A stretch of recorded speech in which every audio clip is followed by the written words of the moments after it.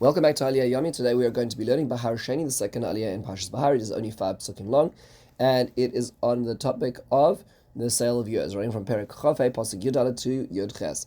The topic of our Aliyah is when a person will sell a field to his friend. You sell or buy, you cannot cheat. Al toinu ish es achib. You cannot cheat your friend. So how does it work? You're supposed to sell not the land, but the number of harvest. So therefore, if there's a lot of land, if there's a lot of years to the Yovel, you sell a lot. If there's only a few years to the Yovel, you sell only a little. You cannot, again, the Aliyah repeats, you cannot cheat your friend. You shouldn't fear Hashem, kani Hashem. And then the Aliyah concludes, if you do my rules, then you will dwell securely upon the land. One thing to notice is that when it describes if you sell to your friend, so implicit in this is the notion that, as Rashi points out, that it is best to sell to your friends, meaning to say it's best to keep the sales within the nation, not to be selling outside. Now, there's a few points to ponder over here. Is what is this mitzvah of lo sanu in this aliyah? What does it refer to? The Gemara in Bab Metzia, Daf Nun Ches, tells us this refers to what's called oinas mamon.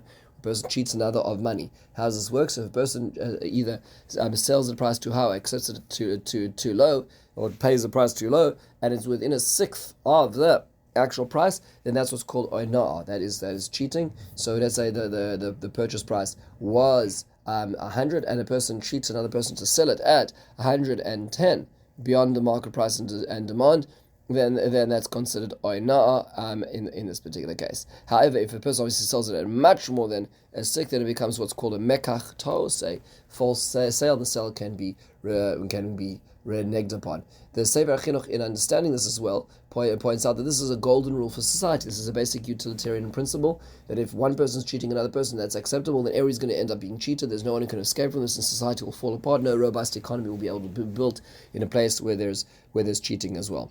Rashi explains this connects to the reason with the rest of the Aliyah, which is explaining that you're not selling land. Because the Yovel is going to be the grand equalizer every 50 years, you cannot really sell land. All you're doing is you're selling harvests, and the harvests last and depend on when the Yovel is as well.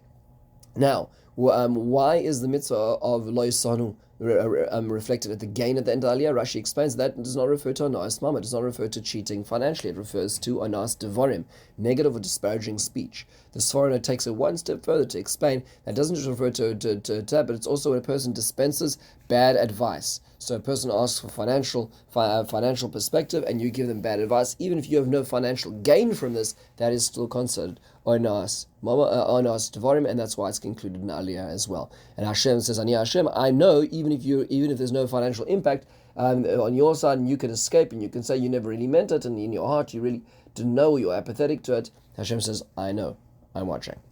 Finally, one last question is, why does the Torah mention dwelling safely in your land at the end of the Aliyah? Rashi explains that if you don't keep Shvias properly, if you don't do this whole practice properly, you're not going to end up living on the land. Hashem will exile you, as we see in Parshas Bechukosai, as we will see shortly.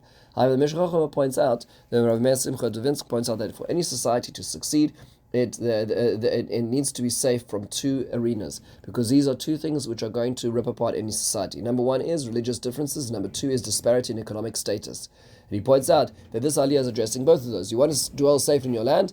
Make sure you respect and do my laws. I will then protect you from religious differences which will separate you and pull you apart.